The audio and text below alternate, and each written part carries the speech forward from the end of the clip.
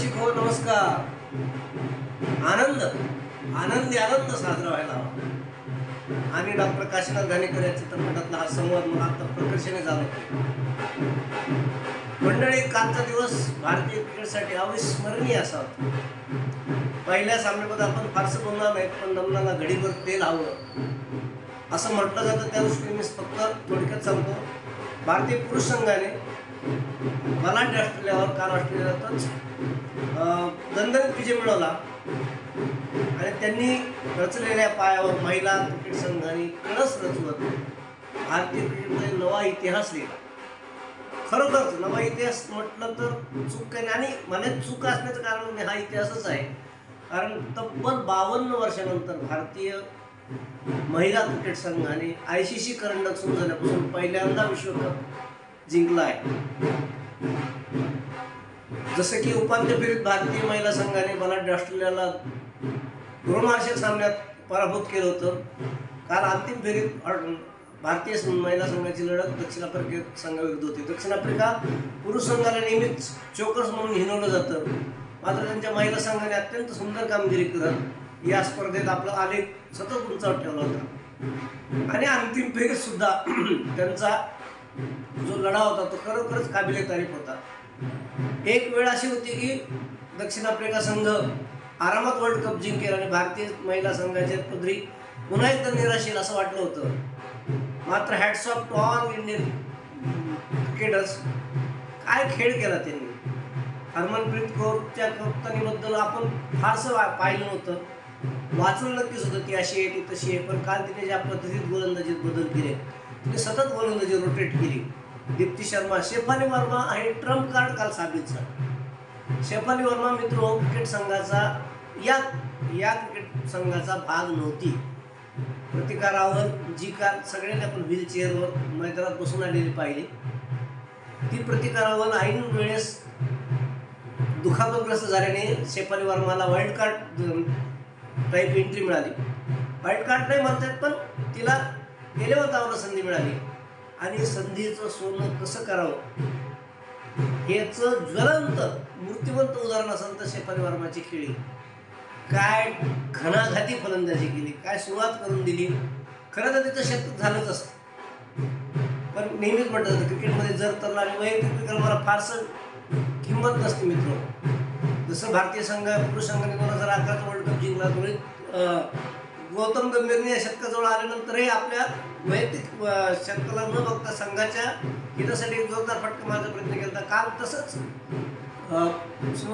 शेफालीने केलं. खरं तर त्या क्षणी हरमनप्रीत कौर बाद झाल्यानंतर थोडी धावसंख्येला फ्लोरला आटलाय असं वाटत होतं, त्यामुळे तिच्यावर काहीच दडपण होतं. आणि दीप्ती शर्मा जी उत्तम खेळली, पण ती घणाघाती फलंदाजीसाठी प्रसिद्ध नाही. त्यामुळे शेफाली वर्माने भारतीय धावसंख्येचा ओघ वाढवण्यासाठी जोरदार फटका मारण्याचा प्रयत्न केला. त्यात दुर्दैवाने ती बाद झाली, पण तरी ते शतक ती खेळी कुठल्याही शतकापेक्षा कमी नाही आहे. त्या खेळीचं शतका इतकंच किंबहुना शतकाहून जास्त कौतुक आहे असं मी म्हणतो. आणि 299 रन तसं म्हटलं गेलं की 30-40 रन कमी पडले, पण माझं मन मला सांगत होतं की 30-40 रन काही कमी नाहीत. 300 जवळपासची धावसंख्या अंतिम सामन्यासाठी खूप चांगली आहे. अर्थात साऊथ आफ्रिकेने सुंदर फलंदाजीची सुरुवात केली आणि असं वाटत होतं की यार खरंच धावा कमीत का काय, पण पहिला गडी जो आपल्याला विकेट मिळाली ती धावबाजीच्या रूपाने मिळाली. त्यानंतर शेफाली वर्माने 2 ओव्हरमध्ये 2 विकेट काढल्या आणि भारतीय संघाला विजयाच्या समीपान म्हणजे विजयाची संधी निर्माण करून दिली. पण साऊथ आफ्रिकेचे कर्णधार उल्फिनी काय फलंदाजी केली. तिने उपांत्य फेरीतही शतक केलं होतं, अंतिम फेरीतही शतक केलं आणि अशी कामगिरी करणारी ती पहिली महिला ठरली. पण क्रिकेट रसिक हो, फक्त कुठलाही संघ एका खेळाडूवर डिपेंड नसतो आणि काल हे दक्षिण आफ्रिकेबाबत घडलं.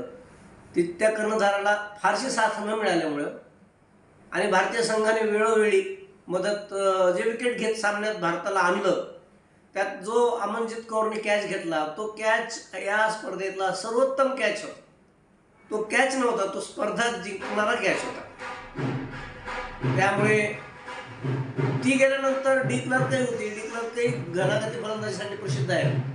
मात्र भारतीय गोलंदाज आणि हरमनप्रीत कौर यांच्या मनात ते स्वप्न 52 वर्षापासूनचं स्वप्न जे मिताली राज, झुलन गोस्वामी, त्याच्या आधीच्या अनेक क्रिकेटपटूंचं म्हणणं आहे ते काल हरमनप्रीत कौरच्या संघाने करून दाखवलं आणि त्यांनी खरंच सिद्ध केलं की यस, हमारी बेटी या बेटो से कम नाही आहे. मंडळी, भारतीय क्रिकेटसाठी हा अत्यंत सुवर्ण क्षण, सोन्याचा दिवस आहे. आज दीप्ती शर्मा, ऋचा घोष, शेफाली वर्मा, हरमनप्रीत कौर, स्मृती मंधाना, प्रतिका रावल या मुली घरोघरी गेल्यात, इंडियन आयडॉल झाल्यात खऱ्या अर्थाने. आणि खरोखरच एक कौतुकाचा विषय आहे. आपण पुरुष क्रिकेट संघाला जितकं हे दिलं की फॉलो करतो, कदाचित तेवढं क्रिकेट महिला क्रिकेटला आपण करत नाही. पण आता मला खात्री आहे आजपासून महिला क्रिकेटलाही लोक नक्कीच फॉलो करतील आणि घरोघरी दीप्ती शर्मा, ऋचा घोष, शेफाली, हरमनप्रीत नक्कीच निर्माण होतील.